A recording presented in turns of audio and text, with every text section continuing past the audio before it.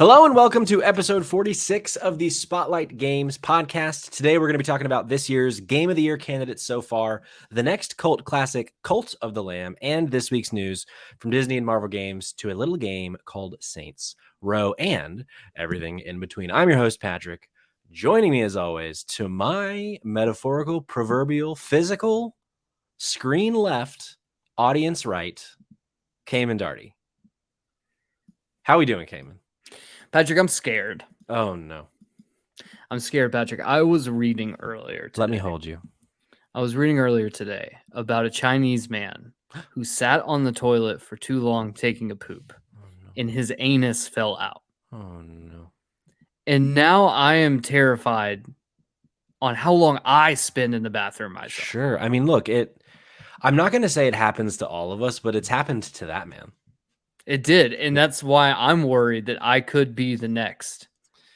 Look, we have a lot of video game stuff to talk about. We got a jam-packed show because this is the Spotlight Games podcast where each and every week we're going to spotlight the latest and the greatest in the world of video games. You can get it by subscribing to our YouTube channel. We have new episodes every Thursday, 8 a.m. Eastern time, or search it on your podcast app, podcast services. It's going to be there Thursdays at 8 a.m. as well. But hey, if you want to be on the show live, you want to be in the chat, you want to say, hey, Patrick, what you just said, not okay. And you want to do that live, twitch.tv/Spotlight Games Pod. So be sure to follow us on Twitch so you're notified when we're going live so you can be part of the conversation. This week we have a new episode of Save Trash Cinema, the podcast, where exploitation and exploration come together. I'm your host, your guide through trash cinema, Cayman Darty, the dumpster boy. Just going into it. What's going on in this week in trash cinema land? Okay. Whoa, boy. Okay, so Patrick, we covered the 2000 film Dungeons and Dragons in honor of the announcement that there will be a new Dungeons and Dragons film. Here's the thing. Does anyone remember that movie? Absolutely not. Why? It's because they blocked it from their memory because it's so fucking bad. Yep. Did we have an incredible time doing the episode over it? Absolutely. Oh, yeah. Is it a fantastic episode? Absolutely. Oh, yeah. And I highly recommend it. And, is there a bunch of dirty jokes? You can better believe it. You better believe it. Do we talk about nipples on that episode? I guess you're going to have to tune in and find out. Guess you're going to have to. I mean, I feel like we might be kind of letting the cat out of the bag by saying we spoiled the by asking the question, but yeah, no, check it out. If you've not seen the film, Jeremy Irons, the girl from Hocus Pocus, Thora Birch, a guy who his career ended very shortly after, and Marlon Wayans. So, oh boy, check it out. Oh boy. Cayman. Let's jump into the show. Last week we had our friends Jericho and Kayla on from JK Games Podcast. Had a grand old time with that, but I feel like you and I didn't really get to connect. I didn't really get to hear about your life, your liberty, your pursuit of happiness, Cayman. So tell me what you been playing. So still playing. I've kind of put a little bit of a pause on Evil Dead, not because I don't enjoy it or don't want to continue to play. It's just that the people I play with have been playing Dead by Daylight, so we're still jumping in when we get time. Sydney just got back from Ohio, and so she had to switch with her the whole time. What part of Ohio? Just outside of Cleveland. Okay, I'm an Ohioan. I don't know what we call ourselves. I'm from a little town called Hamilton on the border. No clue where that is. It's like Marietta is to Atlanta, Hamilton is to Cincinnati. Okay, so you're like almost from Kentucky. Basically, I'm from Kentucky. Yeah. For fucking Kentucky. But I was able to put a little bit more time into Live Alive. And I mean, look, I feel bad because I'm like, I was gonna have this review. Then I was like, I'm gonna have this, and I just haven't. So I can't necessarily say. I feel like I've played enough to be able to confidently say that it is a very good game. And if you are a JRPG fan, you will really enjoy this game. There are some issues I'm starting to now see, specifically with like a chapter or two in particular that are just very dialogue heavy. And I do feel like the pacing is a little weird with those chapters in particular. They don't feel as conducive when you compare them to some of the other chapters. So I feel like some of the chapters are a little uneven, but ultimately, I do think it's a really good time capsule to go back in time to see kind of to replay a more modernized version of a traditional pixel JRPG. And it's still just a very unique game, like something we've never really seen before, and that we really never saw after this. So I'm glad that it exists, that we have access to it, because this is the first time it's been in America. And so I do say, but in that it is a game that I would recommend, but that really is contingent upon, like, I am starting to feel like it is contingent upon you have to have an enjoyment of traditional JRPGs. Sure. So if you've never played like Octopath Traveler, or Triangle Strategy, I might say, maybe give Octopath Traveler a shot before. Now I will say the games are different, but I do think that that's probably the best place to start, just because it's cheaper price wise. Sure. But you can kind of get a feel for it. But if you already enjoy those games, you had it's like a Super Nintendo from back in the day, or a Sega. Even Sega had some good JRPGs back in the day. And you were like, Sonic yeah, the Hedgehog. Sonic the Hedgehog, perfect JRPG. Perfect JRPG. But yeah, like if you had one of those consoles and like you have fond memories of that style of game, like I definitely say pick it up on the Switch. It's a good time. But I am very curious Yeah. about Cult of the Lamb, which you've been playing. So tell me, because this is one that's been on my radar, one that I don't know. Like, do you think that I would enjoy it? I want to know. I want to be a gentleman and answer the question, but I want to start by talking about 2 Point Campus. Which, Oh, how about that? Kayla in the chat, right as I woo, bring up 2 Point Campus, woo. and I know she's been playing. Oh, I don't know. I assume. Mm, I'm gonna definitely talk about Cult of the Lamb, but first I want to talk about 2 Point Campus, because I'm gonna give a full review of Cult of the Lamb, and we're gonna talk about what the internet also thinks of Cult of the Lamb. So let's just do a little. Let's go to school real quick. So I've been playing 2 Point Campus, a game that we both famously made fun of multiple times, both upon its reveal and upon its actually getting released and reviewed. But I come humbly to you, Cayman, and to our audience today. This game is actually really fun. damn. I'm shocked. I'm shocked. So Rose and I have been playing. Rose has actually been playing a lot more than I have. We've probably put together like 4 to 5 hours into it. Like our kind of routine has been at night while we're cooking dinner. Like one of us is playing while one of us is cooking, and vice versa.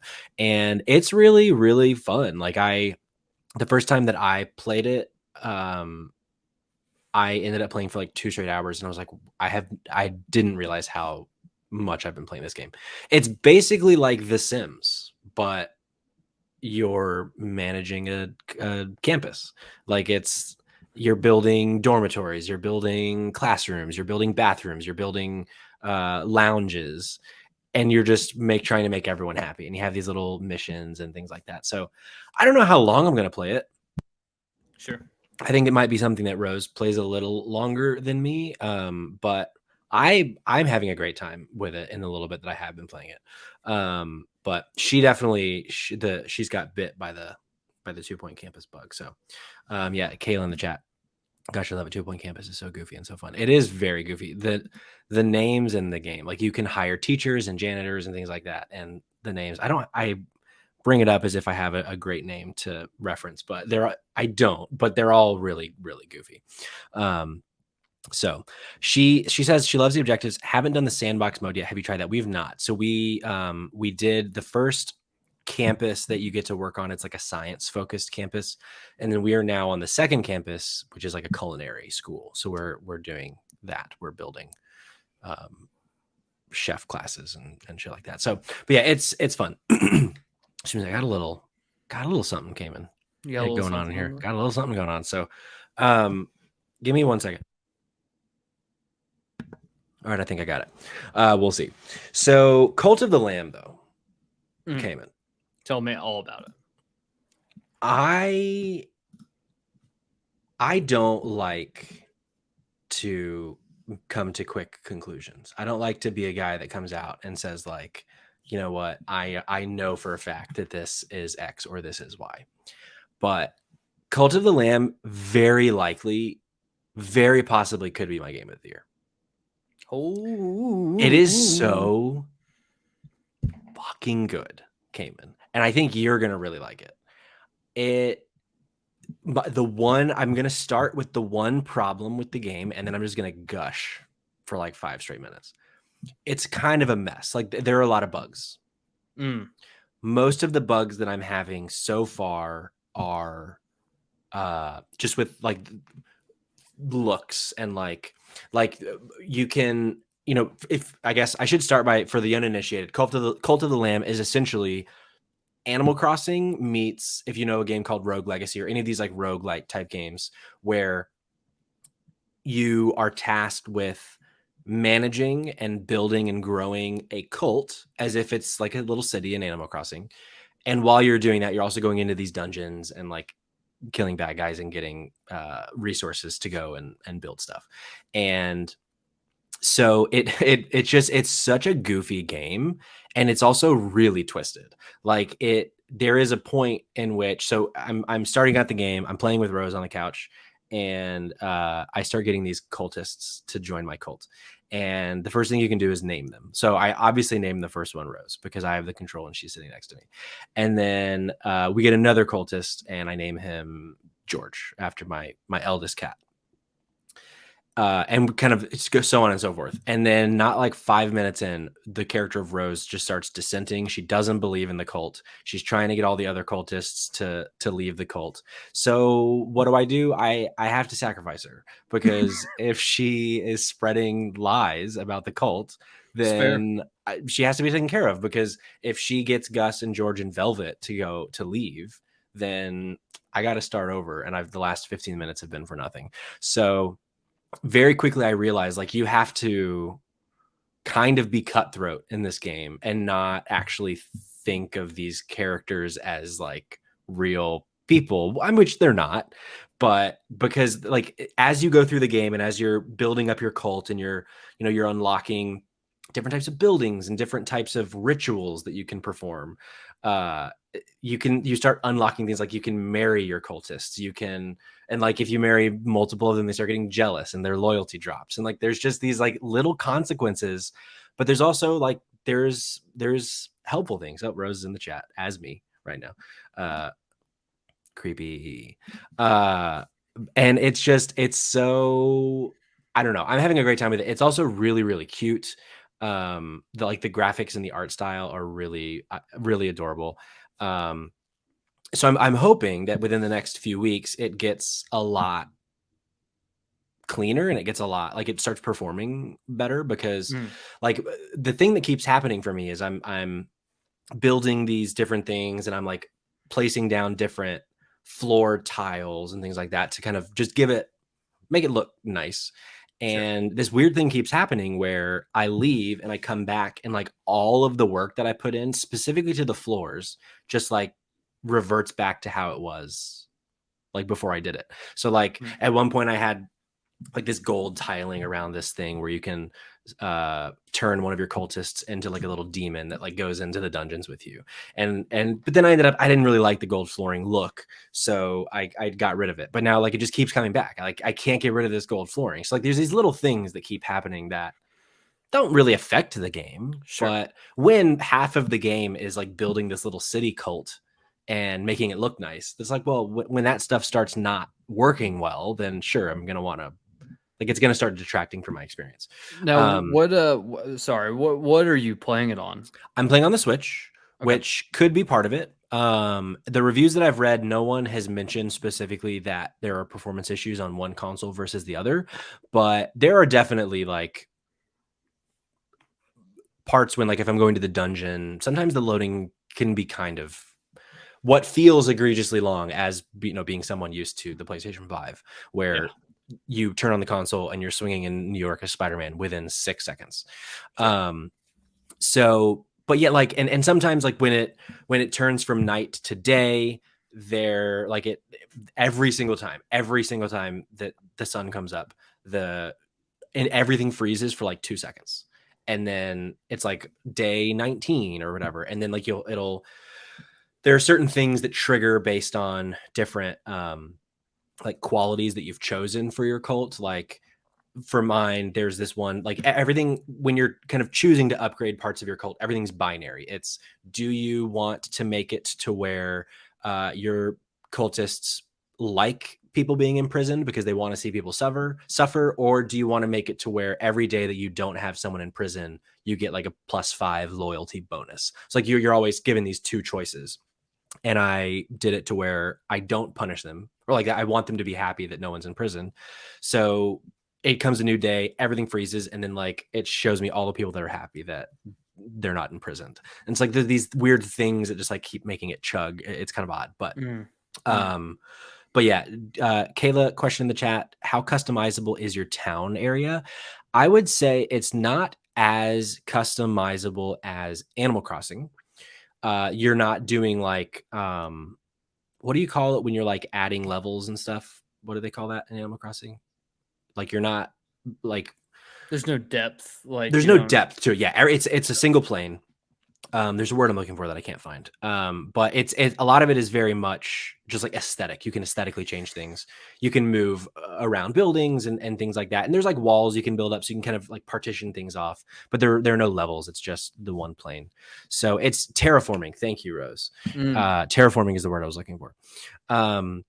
So there's no terraforming, but it's definitely, it leans way more into the dungeon crawling aspect of the game than the town sim aspect. But it is very much like, if I've played this game for 10 hours, I've probably played 8.5 hours of just doing the town sim stuff. And like Interesting. I've done some of the dungeon stuff, but not nearly as much.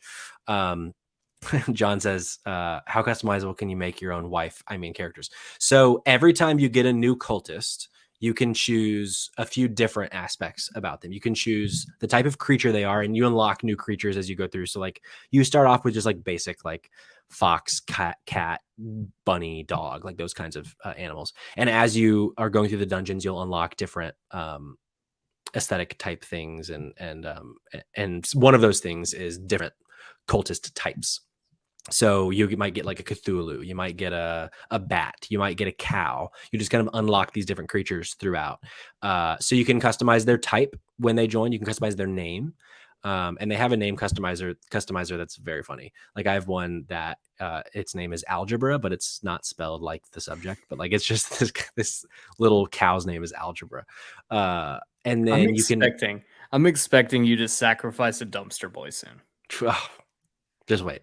And then you can choose, like within each of the animal types, there's like a few different uh, like if it's a cow, maybe one of the cows has a nose ring, maybe one of them has spots. Like there are different aesthetic choices you can make for each type as well. But they always come locked in with like certain traits, like maybe if they get sick, their loyalty is cut in half, or maybe they're a faster worker. Similar actually to 2 Point Campus. Like the people that you hire, they have these traits. So there's not as much customization on the characters as much as the village, but I think that's probably a choice to make it not as like, you don't, because people they can get old and die, they can dissent and leave, they can uh like ask to be sacrificed, they can ask to be like, people kind of become disposable in a way. Mm. The thing I alluded to, where you can turn one of your cultists into a demon, so that like when you go into the dungeon the next time, you might have a buff, but like once you're done with that dungeon, they're done. Like they're gone. It's not like they come back not as the demon.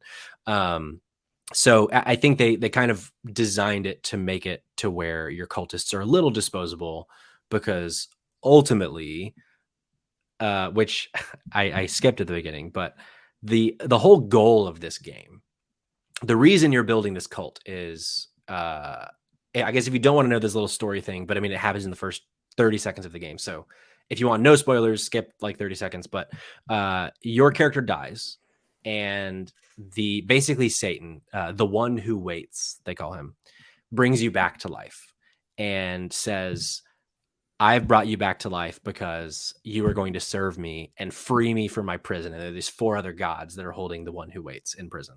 So your goal is to kill these 4 gods so that the one who waits can be let out of prison and destroy the world, I guess. Hell yeah. So Kayla asks a question, which is a great segue into, so is there a main story beat, quote, end? I assume so, but I don't know yet. I haven't actually released the one who waits yet. But I would assume once that happens and you quote unquote succeed, you're probably still gonna, it's probably not like game over credits. It's probably, you can still keep going in the dungeon. You can still keep building out your cult and that kind of thing. But if it does do that, which like I said, I don't know yet. If it does do that though, I think there is going to be a level of replayability because all of these different perks you choose throughout your building of the cult, they're all binary. So at the very least, even if you just did everything the opposite, then everything, it might feel a little bit different if you were to play another run with that in mind. So yeah, we'll see. I will report back on if there's an end game once I get there. But I've been taking my time. I didn't want to get through it too quickly because it is a lot smaller than Animal Crossing. Like your village is very small. It's not like super tiny, but it is also not very big. Like I feel like I'm gonna start kind of hitting the seams a little bit with my village, and I've not even killed 2 of the things, but I feel like I've played at this point for like 15 or 20 hours, so I feel like I've done a lot. I haven't actually beaten it. So yeah, I think Cayman, I think you're gonna like it. Kayla, I think you're gonna like it. John, I don't know how you feel about these kinds of games, so I can't say for certain if I think you would like it, but Rose is also definitely gonna like it. I said to Rose, I was like, after I finish it, you're gonna like it, because if she starts playing while I'm playing, then we can't both play because Nintendo is stupid like that. But that is true. But yeah, so that's Cult of the Lamb. I would say I would read through a couple reviews from the internet, but I've been talking about Cult of the Lamb for a long time, and I kind of want to move on, but just know that the reviews are as glowing as I have been. They're in the 8s, 9s, and 10s is what I'm seeing. So is this one that you think you're going to pick up, Cayman? Yeah, it sounds like something that I would enjoy. And if not me, then definitely Sydney. Sydney is currently on her 2nd playthrough of My Time at Portia. Nice. So I definitely need to get her onto something else because she's taking up my PS5. Ooh. That's right. Well, let's talk about the PS5, Cayman. What a little segue. PlayStation may be working on a PC games launcher. I guess we're not technically talking about the PS5, but we are talking about PlayStation. I am pulling from Jordan Midler at VGC. Jordan writes, Sony could soon introduce its own launcher for its PC games, following in the footsteps of Ubisoft, Rockstar, and Activision Blizzard. References to a, quote, PlayStation PC launcher have been found within the files of Marvel's Spider-Man Remastered, which launched on PC last week, suggesting that such a platform could be in Sony's future plans. VGC has verified the files and seen the reference to the PlayStation PC launcher. This follows the discovery that Sony could be planning to introduce PlayStation Network integration to its PC games. While neither Marvel's Spider-Man nor any other PlayStation Studios PC games currently allow connectivity to the PSN accounts, Spider-Man's files contain multiple references to, quote, PSN account linked and, quote, PSN linking entitlements, end quote. Thus far, all of Sony's PC games have been released on Steam and the Epic Game Store. While PlayStation has a PlayStation PC brand, it is generally used as a collective term for all PC re-releases rather than a launcher. It's possible that these references could suggest a bespoke version of the PlayStation Store coming to PC. This, coupled with the references to account integration, could eventually lead to cross-purchasing for titles of PS5 and PC. Spider-Man is Sony's 6th title brought to PC recently. It will be followed by Miles Morales and Uncharted Lost Legacy later this year. So my question to you, Cayman, is do you think that PlayStation is one step closer to having its own version of like a Steam store, Epic store? And if not, do you think there is any like sort of validity to the idea that maybe trophies are going to start coming to PC? So I think if they don't do this, it'll be dumb as shit. Sure. And the reason I say that is it is 100% related back to just what Xbox is doing. Like with Game Pass being on PC, like it's great and all that we now have something akin to that on PlayStation. However, if that's not over on PC, you're missing a huge audience. And you're missing the ability to cut into what Xbox is doing, because Xbox adds in that additional value by having the Game Pass on PC as well. Yeah. So for me, this seems like a logical next step, and I would not be shocked if in the next couple months we hear more about this and Sony actually announces, yes, we do have like a PlayStation launcher for PC that you can link up your PlayStation accounts, or that you can have like PlayStation Premium on your PC. Yeah. And then giving them the ability to be able to play some of these games on PC. Now, what that means in terms of like the ability to do like what the modders have been doing, which has been absolutely fucking hilarious. So good.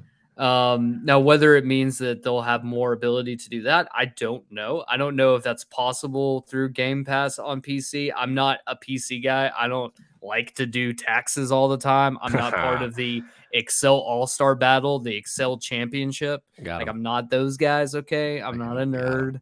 All right. But I think that this is that's fair. I think this is a very smart move if this is true and there is validity to the claim. Now, I don't know. I don't work at Sony. I can't make any brash judgment calls here, but I think that Sony needs to do this regardless. So if they're not doing it already and they don't have plans, they need to have something in the works ASAP, because there's lost potential and lost market value by not jumping in and doing that. It's weird to me that they still haven't done it. I'm pulling up for B-roll. This is a mod that you had sent me came in where they replaced Spider-Man with Kingpin in the game. So it's so funny. And there's another one that I saw today where they replaced Spider-Man with Stan Lee, so you can play. Yeah, so cool. So my point here by bringing this up is like doing this, releasing a game simultaneously on PC while also releasing it on PlayStation, puts it in the hands of a community that does nothing but put your game in front of more eyes by doing this kind of shit. Like, this is memeing this game. Is like, this video has over 1 million views on it. So it's like, there are people now who see this and is like, oh wow, this is fun. I never played Spider-Man. Maybe I'll do this so that I can do that, so that I can be a little stubby Kingpin fighting. Let me fast forward a little bit. He's fighting against himself. Like, this is the kind of thing where I will be shocked if this doesn't eventually happen, if for no other reason than it's just a good marketing thing, like to have it to where it's there it is. Oh boy. So funny. And I also love that the way that, because like the modder couldn't make his mouth move, so he's just always making this like face. It's so good. But yeah, we'll see. I will be I expect this to be true, and I expect at a point in time that games will be day and date on PC, and that PlayStation Plus will be available on PC, because that's just more money. And at the end of the day, they're all in it for the money, right? It's true. Some people in chat, John, excel the game. I give it 5 stars. Once you know how to do VLOOKUP, I tell you what. I feel like the UI / storefront could look really cool for that. I agree. Like, I think with PlayStation, I've always really liked their aesthetic, and bringing that to PC and having it be actually made by them, I'm sure would be dope. So I'm all for it, but we'll see. Let's talk a little bit more about Spider-Man, Cayman, because we're going to talk about Marvel Spider-Man for a bit today. This is another story from VGC. These folks at VGC are just cranking out the stories, dropping bombs. Apparently, Marvel Spider-Man multiplayer assets have been found in Spider-Man PC. This is Andrew Marmo at VGC. Insomniac Games was developing a multiplayer mode for Marvel Spider-Man, which would have included Miles Morales and various game modes, according to PC game files. With the release of the PC version of Marvel's Spider-Man Remastered, Twitter user Deniwetemp, I think is how you would say that, has discovered inside the game executable references to a multiplayer game mode that are not accessible. VGC has verified the contents of the files, confirming these elements. Going by limited information that is accessible, the multiplayer mode would allow a second player to take control of Miles Morales, along with his unique loadout abilities and various activities. It would also include a PvP mode and a game type reference as, quote, free-for-all, which would have been PvE mode. PvP, player versus player, PvE, player versus environment is what those stand for. If you don't know, the files include callouts to which player has become, quote, the superior Spider-Man, as well as player 1, player 2, and red and blue teams. The multiplayer mode would seemingly have been separate from the single player campaign according to the game files. It would not be available from the beginning of the game, meaning the player would have to unlock this mode or possibly download it as additional content, which this is interesting to me and begs the question, do we think that Spider-Man 2, which I assume that we'll be seeing soon, has a multiplayer mode, or do you think this was just like a test? Like they wanted to see if this mode worked and then it didn't, and they nixed it. And what are your thoughts, Cayman? So what stands out to me is the term "the superior Spider-Man." Now, That's a Spider-Man-esque Spider-Man term. That is, especially considering that the superior Spider-Man in the comics is actually when Peter Parker and Dr. Ock, they change places. So their brains get swapped. And so Doc Ock now becomes the superior Spider-Man and he's still a hero technically, but he's a very dark hero and he does a lot of questionable things. And so that is interesting to me. Like if there was at a certain point where like this was where you got to play as like a different version of Peter Parker trying to take on this other Spider-Man, could it be that like you play as Spider-Man, then you have like a group of people who play as like, you know, Fisk's goons, and you're trying to take down Spider-Man? Like that's interesting. Yeah, the PvP is curious to me. Like how would you do PvP in a Spider-Man game? It's just the name, the superior Spider-Man, gives me a lot of pause to be like, I wonder if that is going to play at some point into Spider-Man 2 as well. Like that could potentially be a storyline. You know, and I think that would be very cool. Add some dynamics. But at the same time, the more, you know, I sit here and think on it, the more I'm also like, does it need a multiplayer? Yeah. And I think that's something where I look at a game like, I think it's two perfect examples. I look at something like Uncharted, and Uncharted had a multiplayer, and the multiplayer was fun for what it was worth. But at the same time, wasn't necessary.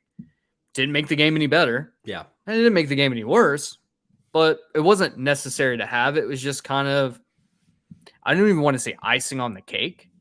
It just was like, hey, here's if you want multiplayer, here it is for you, but it didn't really enhance the game.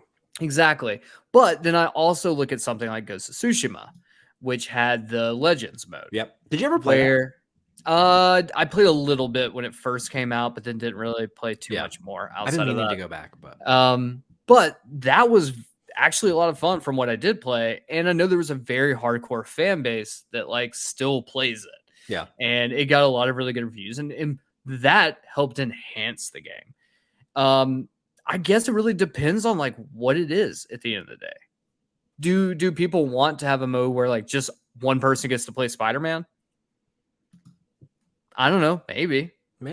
But do people want to, maybe if we ended up in like a Clone Wars situation where you get to create your own version, like your own Peter Parker clone and get to customize it and shit, that would be fucking dope. I think that could potentially enhance the game if there's a multiplayer aspect that fits into the narrative. Even if it doesn't fit into the narrative, it's just a thing you can play on the side where she's got a fuck ton of Spider-Man like running around beating up villains and shit. Yeah, that'd be cool. Yeah. I don't know. Maybe. With how much multiverse shit that happens these days, I wouldn't be surprised if there was some MMO Spider-Man game in the works where everyone's their own Spider-Man.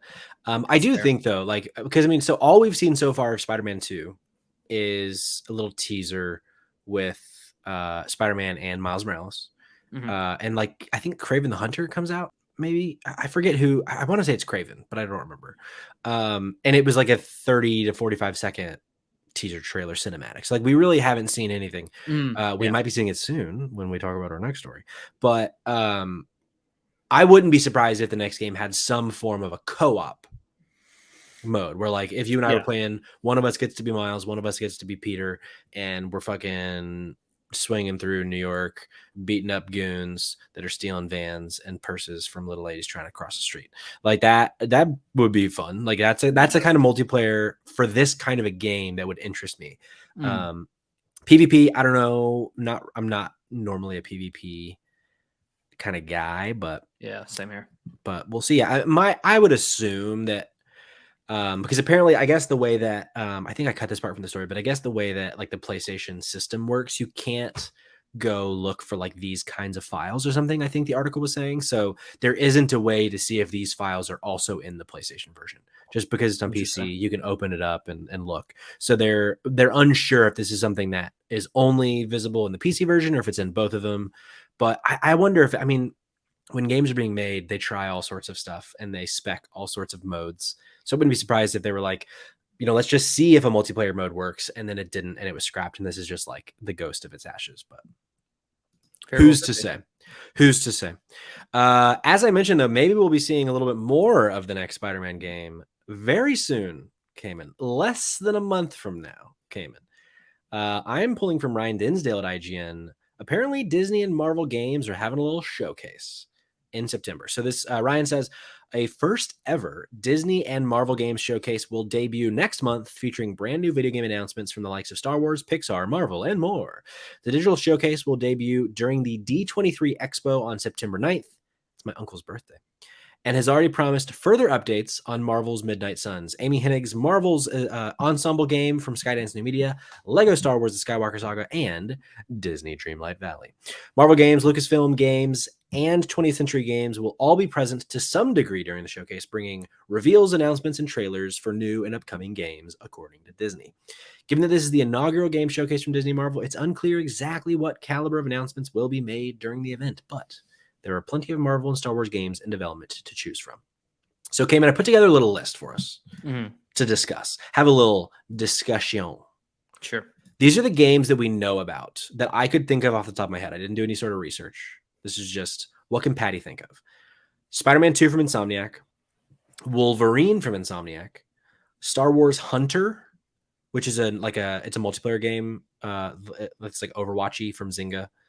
Jedi Survivor, the sequel to Fallen Order from Respawn. The KOTOR remake, which is probably dead. So we're probably definitely not seeing that. Star Wars Eclipse from Quantic Dream, which we only saw a little bit of at some PlayStation show in the last year or so. Indiana Jones, which is a game that we haven't seen in a long time either, from Lucasfilm and Microsoft. Marvel's Midnight Suns, which was just delayed, which we didn't talk about last week, but we'll talk a little bit about at the end of the show. Amy Hennig's game, which was mentioned in the article, Lego Skywalker Saga mentioned in the article, and then Disney Dreamlight Valley, which is like their like Animal Crossing type game. So that's all. That's what we know of that I could think of. Mm-hmm. My question to you is, of this list or not of this list, I mean, D23 is kind of a big deal. It's a big show for Disney. What do you think we're going to see? Like, do you think we'll see anything as big as Spider-Man 2 or Wolverine, or do you think maybe this is going to be a little bit of a softball kind of thing? I definitely think we'll see Spider-Man 2. We have to, right? Yeah. Like, look, you can be like, oh, Marvel's Midnight Suns and Amy Hennig's games and Lego Star Wars and then that shit looking fucking Disney Dreamlight Valley. Sorry, Kayla. You got those and it's like, okay, cool. I think the only thing there that really anyone, I mean, sure, we're all interested to a degree. But I think the only game there that anyone was really going to be like, could stand out, right? Because we've seen all of this, before in some level, would be Amy Hennig's new game. Yeah, I think that's the only one we've not seen like anything of. I think it's only been talked about. Yeah, and I think too, like if they do show anything from that game, I really think it's going to be just very brief glimpse. I don't think it's far enough in development from kind of where we know the timetable is for it to be like, here's a vertical slice of this new game coming out. So I don't foresee us seeing even anything remotely close to gameplay of this game. So I think Spider-Man 2 is the spotlight game for this. And I think you can show a vertical slice and you can actually show gameplay. And even if it's not like, going to be in the real game, but you can show something of like Peter fighting an unknown villain or just even him swinging around, New York in a new costume or like with just the enhanced graphics and whatnot. I think that that's going to be the spotlight. However, Disney's got Disney money. Yeah, They got Disney money. they sure I do. wouldn't be shocked if there is just one announcement that comes out that just comes out of left field. That everyone's like, whoa, what? Like they And bought Ubisoft. yeah, I don't think that they'll announce that there. That'll definitely be announced by Jason Schreier 3 months before it actually is announced. Sure. But no, I think there's probably, and it could be potentially Ubisoft Montreal Could being be. like, hey, here's Guardians of the Galaxy 2, and it's Oh, just that'd the be cool. logo. Like Oh, sure. I could definitely see, and that would be like the moments like that hype moment that people Yeah. are like, oh fuck, like I didn't think this was gonna happen, or it could be something entirely different, where it could be something else Yeah. that we don't know. But I think yes. I mean, hell, there could be a chance we might see the Black Panther game, Oh, or something from yeah. the Black Panther game. Like, there's always a chance that might happen. I think that's pretty cool. I think that there's going to be an announcement. What that announcement is, I don't know.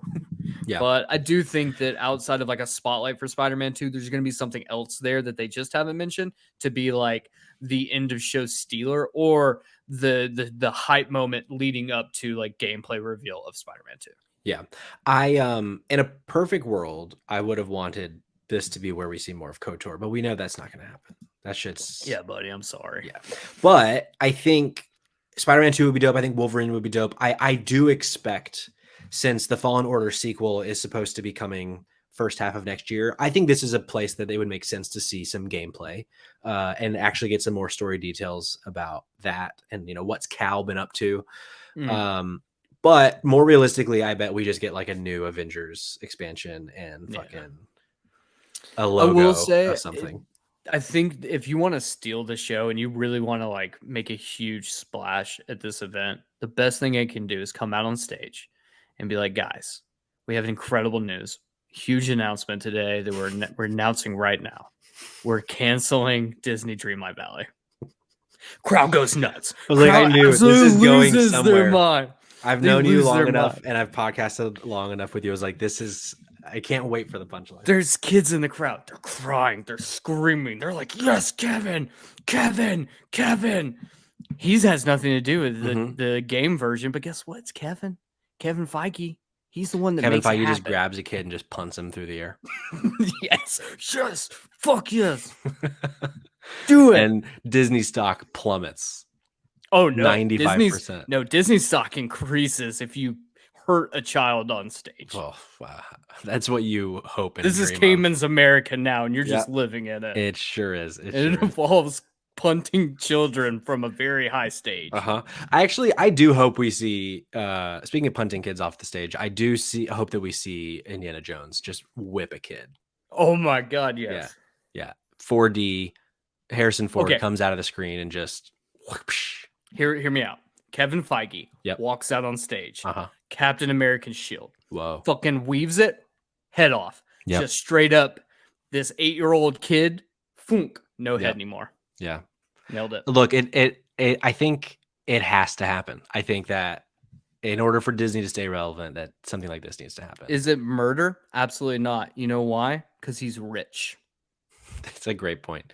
It's not murder if he eats the body afterward. True. That's what they told me on a documentary recently on Hulu.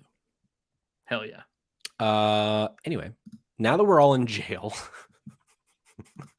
so yeah, that we'll see what happens with that. But we just lost all of our viewers. Yeah, no, it was like, fuck this, we're out. We just went from about 300, I think is what it says on my screen here, to 3. Fuck yeah. I'm almost certain it said 300 right before it said 3 right now. But so I have a couple topics that I want to end the show with, Cayman. Yes. We still got some time. Don't be scared. If you just swerve because you're like, well, the show's already over. It's not over, baby. We got time. But we're done with the news. The news is done. There is no more news. We kicked it off the stage like Kevin Feige kicked that baby. Cayman texted me today, August 16th, Tuesday, and it was like, Patrick, are you aware that Saints Row comes out in a week? And I was like, whoa. What? And so I'm thinking about this. I'm like, Saints Row, one of the biggest franchises of the year, had so much fanfare. It did get delayed twice, I think. And like, crickets. What, like, do we think that this game is just going to be a wet fart, or do we think, are we just not hearing what people are saying? You know what I mean? Like, are we just not being marketed to, and we sound really ignorant right now because we're like, what's going on with this game? And everyone's like, dude, they just showed like 40 minutes of it on IGN. Like, I haven't seen it. No. And I feel like That's I'm the thing. pretty, I mean, I do a video game podcast. I look at a lot of news for this podcast. And I have not seen anything about this game. And there, like 3 weeks ago, there were some, what do you call them? Previews. People in the press got to play like 4 hours of the game and they talked about it. And that's the last I've heard of it. And that was like a month ago. A game like this, I should be seeing it. I would think I'd be seeing it like watching the Braves on TV that they're marketing this to me. Here's the thing. YouTube ads, nowhere. Absolutely nowhere. Mm-hmm. Like, I go like going to IGN or going to GameSpot. Just the ads on the website, nowhere to be found. I don't know. I don't know. I'm sitting here and I'm like, I'm expecting any minute that they're just going to be like, hey guys, this game's pushed to 2023. Maybe. I mean, although a week out, I don't think so. So John in the chat, wait, I thought the OG Saints Row studio shut down. It did. This is it's a reboot with a new by THQ. But I'm pretty, because it was like Deep Silver that did the original, or let's see. Yes, Deep Silver made the original. Or no. So THQ Volition made the original, but then THQ died, and now like the new THQ it's called THQ Nordic, and they're the ones that's just been like buying up a bunch of old IP. So Deep Silver took over in 2013, and so it's I guess co-developed right now by Deep Silver and THQ Nordic, I think. Maybe. So the only thing, like, IGN posted a short, a minute and a half long story reveal trailer, and that's the only thing that's come out in like the last couple weeks. There's just nothing here. I mean, you can pre-order the game, you can preload the game, but like, where are the advertisements for this? Like, I am someone who like legitimately wants to play this game. I like Saints Row. And I think that what I like about Saints Row, outside of something like Grand Theft Auto, is that it's just goofy, right? And it really lends into this idea where it's like, hey, look, yes, this is a GTA clone. We know that. Right. However, unlike GTA, nothing is realistic here. You can beat people to death with a dildo bat. Like, you can. Though, like, there's mini games where the whole purpose is just to blow everything up, and like that's why I personally want to play it, because you want to blow everything up. Yeah, I mean, who doesn't though? So like, something like that where it's like, yeah, this is something that I'm enjoying, but like, I forgot the game was even coming out, and it comes out next week. I mean, I'm definitely not the audience for this game. Like, I've historically not really fucked with Saints Row as much as you, and I mean, it's undeniably a huge franchise. Yeah, it's just not my cup. But sure. I did expect that this new reboot would perform well, but I don't know that the non-podcast listening gamer even knows that this game is happening. And like, Saints Row is the kind of game that I think the reason that it was so successful back in the day is because I remember seeing commercials for that game all the time on TV, and their market was like, and I don't mean this in a shady, like with shade.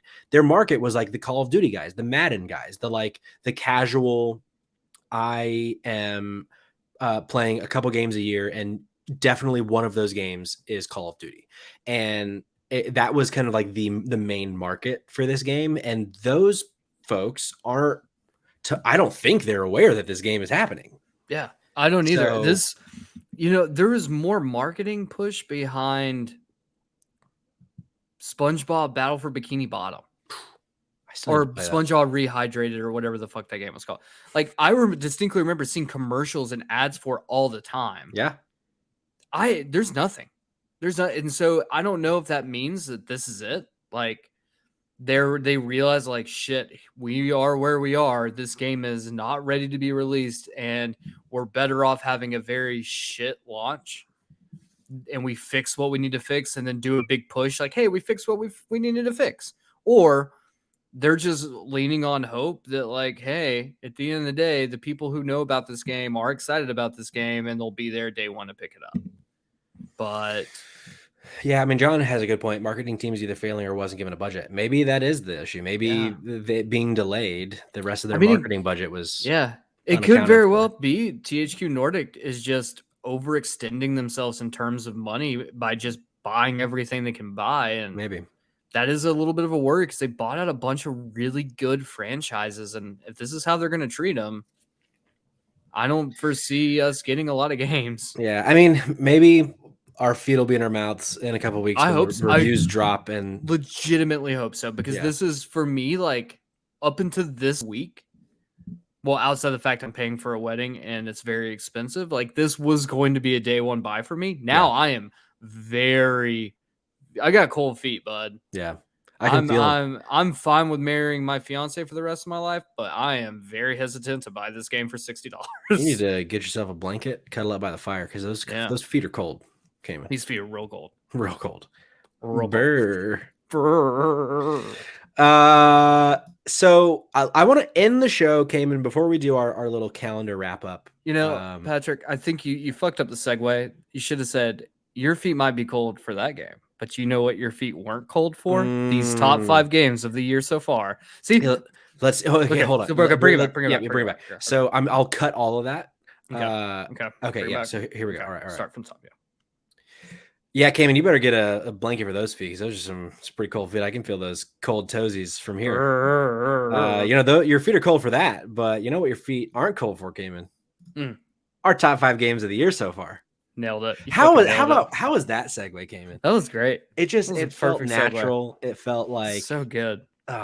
You audio listeners, I tell you what, you have no idea what really happens here. So friend of the show, Nick. Hi, Nick. I know you're listening. He messages me. He says, Patrick, you guys have been talking recently about your favorite game of the year, but I want to know, like, what's your short list? Because he's like, maybe I haven't played this, maybe I haven't played that, but you're talking about Horizon, you're talking about Elden Ring, but what else from this year should be on my radar? And so I wanted to bring back a little segment we've done in the past, top 5, and I want to talk about our top 5 games of the year so far. So this is our short list. We're not committing to a game of the year. It's only August, but what came in for you is in your top 5 of games you've played this year. And actually, before you answer the question, I want to ask you, should this only be games released this year or just games we have played in calendar year 2020? Oh, I was going with only games released this year. Perfect. Me too. Okay. So I'm going to start off with number 5 for me, and that's going to be Pokemon Legends Arceus. Okay. I think it's just a really good evolution for Pokemon, and I really hope that they took some of the things they learned from this and have implemented them into the new Pokemon game coming out in November. Because I do think, in terms of evolution, no pun intended, like, Arceus is the next logical step. And I think it was a really interesting decision to move Pokemon in a direction like that, and a decision I really enjoyed. Yeah, it's actually kind of shocking to me because I famously loved Arceus. I put so much time into it until it betrayed me. Sure. But you still went back after the betrayal. I did. But the fact that that's not in my top 5, and there are a few outside of my top 5 before Arceus, like, that's how good the rest of this year has been. So for me, my number 5 is Sifu. And that's what I would have expected this to be higher on my list, because there have been multiple times this year. Like, I'm about to wrap Final Fantasy VII Remake. I just haven't been talking about it on the show because it's like, what else am I going to say about the game other than it's really fun and pretty? And I keep thinking, like, Sifu, they released this patch to make a mode that's a little easier. I never actually finished the final fight. Maybe I'll go back because I really love that game. Like, I've been thinking about that game a lot this year, but for me, it's still only number 5. But if you've not played it, if you love a good Kung Fu game, if you love a good challenge, although maybe this new easy mode takes a lot of that challenge out, really stylish, really cool game. So check it out. Number 4 for me, it's going to be Tiny Tina's Wonderlands. I wanted to do the trial of that game to check it out. You need to do it. I think, and this is another one where I think it's another evolution for the series. Like, I don't really think, like, Borderlands can change too much. Maybe they can give you a better story. which I think that's lacking in Tiny Tina's as well. Like Yeah. there's some cool and good emotional beats in the story, and we got like honestly, I think the emotional beats probably were even better in the standalone, the Assault on Dragon's Keep. But I think that Tiny Tina's brings some emotional moments to Borderlands, which drastically lacks any sort of emotional connection. Yeah. And so I think that that was a really interesting take on the story side, but I also think that the way that they implemented like the dungeon, like the D&D style campaign Yeah. and like the new powers and things are really interesting. And I think that it really takes a game that I think is already great and really just kind of builds upon it by bringing a lot of new things to it and makes the game a little bit more dynamic. And I think it opens up for a bigger audience. I think that the Borderlands 2 has fallen into a trap somewhat similar to like Call of Duty, where it's like, oh, this is just a shooter bro game, right? Sure. Whereas I think Tiny Tina's, with the introduction of like it being way more multifaceted and like being way more fantasy, opens it up to a larger audience, and hopefully that translates into a Borderlands 4 that brings in some of those elements. And hey, topical with Safe Trash Topical, Cinema, Dungeons and Dragons, baby. true. I want to play that before the end of the year because I think it should be played by me before Game of the Year discussions. Number 4 for me, The Quarry, Hell yeah, which I can't wait for you to play this at, like post wedding when you have more time in your yeah. life because I I think you're know. gonna really love this game. Yeah, probably. It is such a it's a fun little jaunt.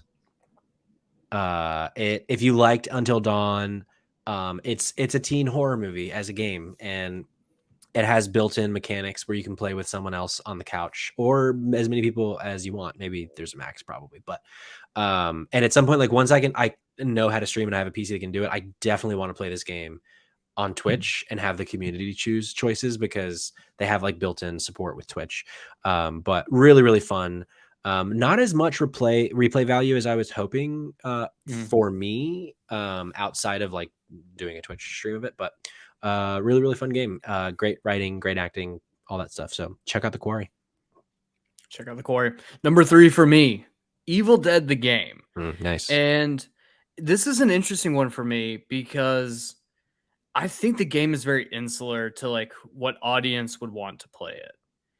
But I don't think that should scare people away. You don't need to know all of the finer details of the Evil Dead universe. Hell, you probably don't even need to see any of the Evil Dead movies and or TV show to be able to play this game.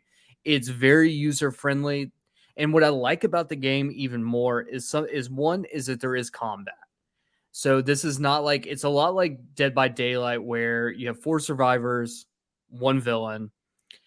But unlike Dead by Daylight, you have weapons and you fight back. And the game is really pretty. Like it looks It is gorgeous, really pretty. especially when you compare it side by side to Dead by Daylight. Oh my god, it looks so much better. But I think the moment to moment gameplay is a lot of fun. But what I think is the biggest aspect of this game that should sell you on it, you don't have to play against a human being. There is an AI enemy mode that you can just log in with a group of people, friends, not friends, doesn't matter. And you can play the game against a robot. And sure, it's not as challenging. However, it gives you the ability to learn the game without just getting throttled every single match.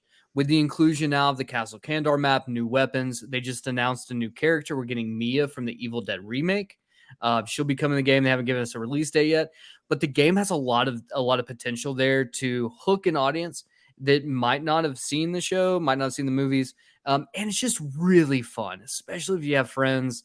The cooperative play in it and being like, hey, we need to do this, we need to do that, we go to this location, and working as a team is just a lot of fun. And for me, I've probably had more fun playing this game in particular than probably any of the games on this list. And the reason I have it at number 3 mainly is just because it's a little light on content right now. But if they support the game, and I really hope they do, then I think this game will get legs and we'll be able to carry on for a while.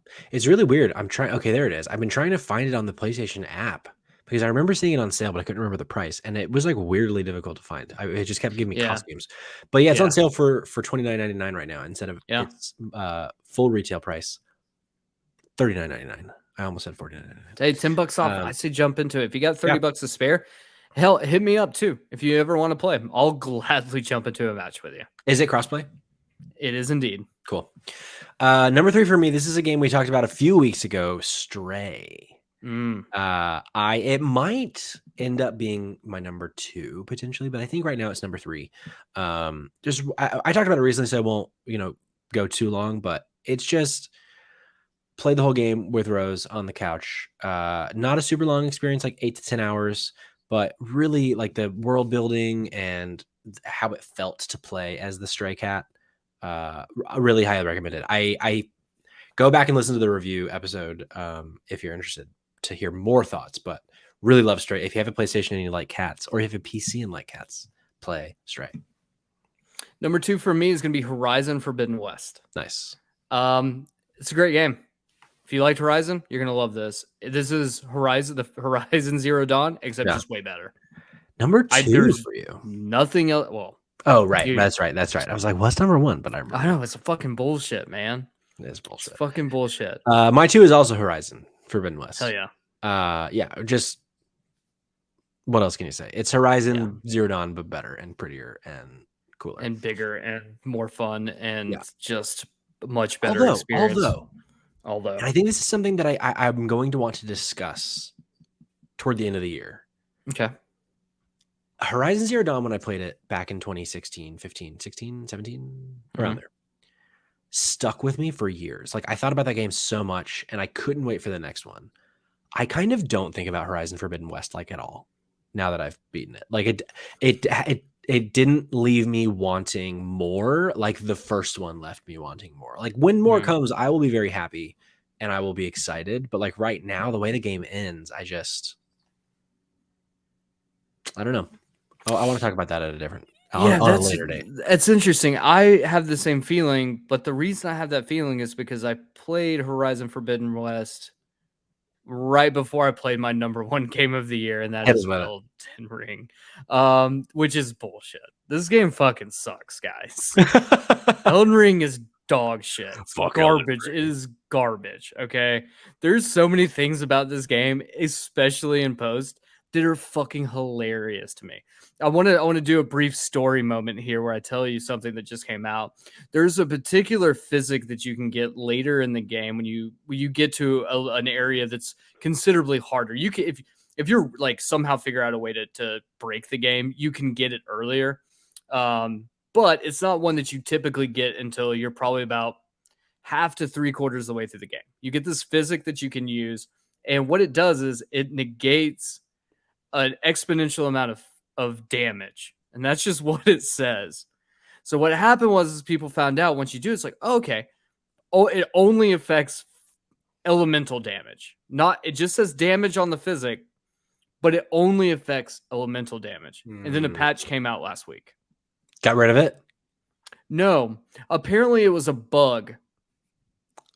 It was supposed to be all damage. This is what I'm talking about this game, right? That's hilarious. And I don't know if it's because the game is that good, that it's so broken in so many different ways, it's filled with so much shit that's just not there. Or the fact that they're constantly being like, oh yeah, but now if you play the game on this patch, guess what? There's like a whole other storyline you can follow. And it's like, no, you just didn't have time to finish and put that in there. Oh my God. I would be so pissed.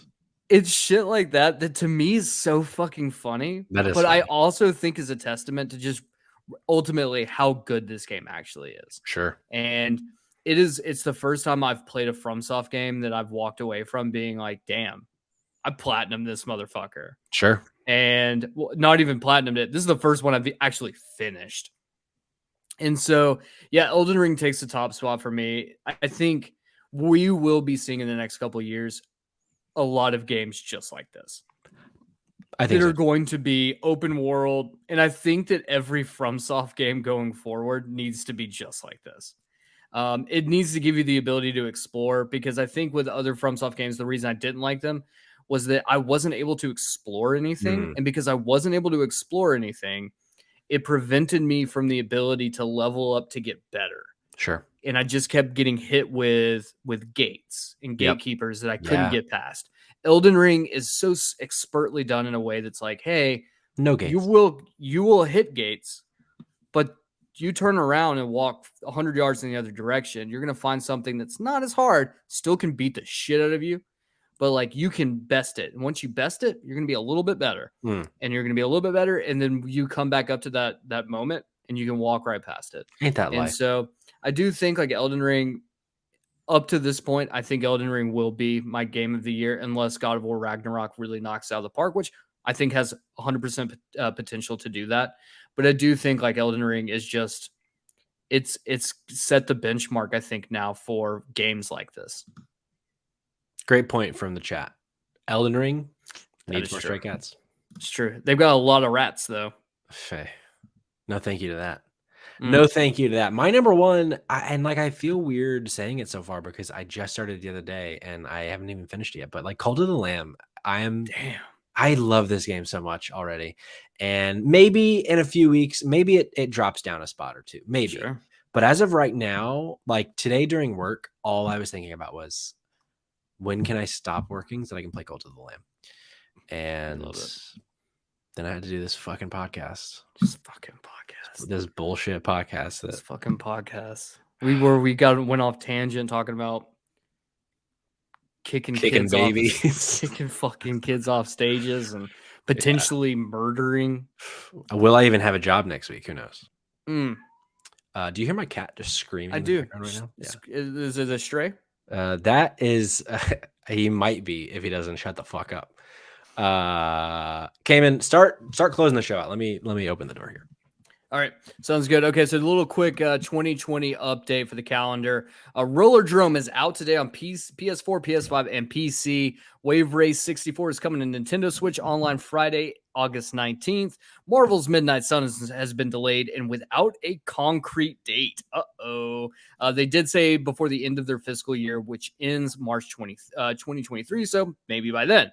Multiversus, officially released, has been also delayed slightly and also without a concrete date. With the delay of season 1, they also said the next character of Morty from Rick and Morty is being delayed as well. Also, 2 new characters have been revealed from Multiversus, Black Adam and Stripe from Gremlins. Why not Gizmo?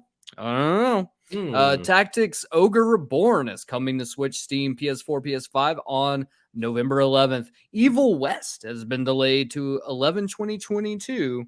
2022.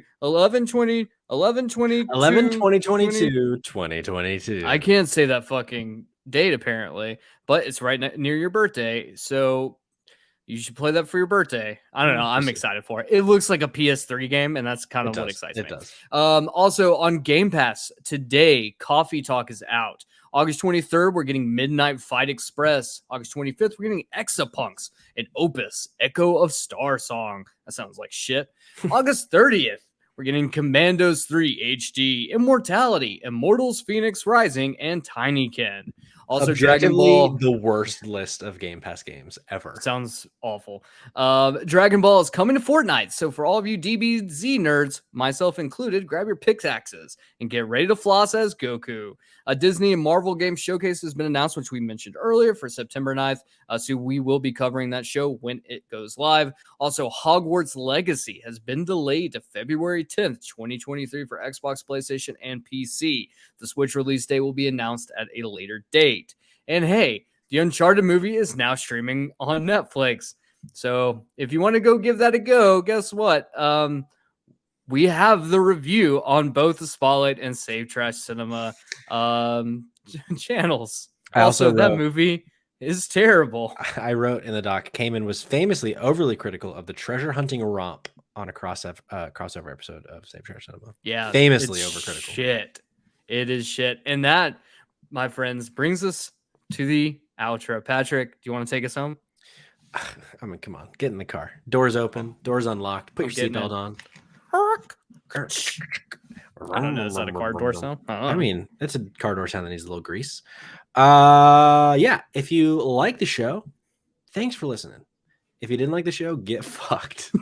Oh, fuck you. As I mentioned at the top of the show, you can get new episodes of the Spotlight Game podcast every Thursday on YouTube and your favorite podcast app. But if you want to be live, like our friends John, Kayla, my wife Rose in the chat today, twitch.tv/Spotlight Games Pod. Tuesdays at 8 p.m. Eastern time is when we record live. So yeah, give us a follow on Twitch so you know when we go live, so that you can jump in the chat and tell me that I've been a naughty boy. You can follow me on Twitter at Patrick Schwag. You can follow Cayman on Twitter at Kid Cayman. You can follow the pod on Twitter at Spot Games Pod, or on Instagram, TikTok, and the aforementioned Twitch at Spotlight Games Pod. I want to do this thing, Cayman. If you're still listening, I actually meant to mention this to you pre-show, but I want to do this thing soon where we rank and pick the best games of each console, and I want to do that with the audience's help. So I'm kind of going back and forth on just like compiling a list and like ranking them, or maybe doing like a bracket situation. Okay. So if you are still listening to this, you haven't turned it off, you haven't gone over to the newest episode of Save Trash Cinema, let us know if that's something you'd be interested in. I'm thinking about starting with Switch. I think the biggest portion of our audience is Switch players, I think. Maybe.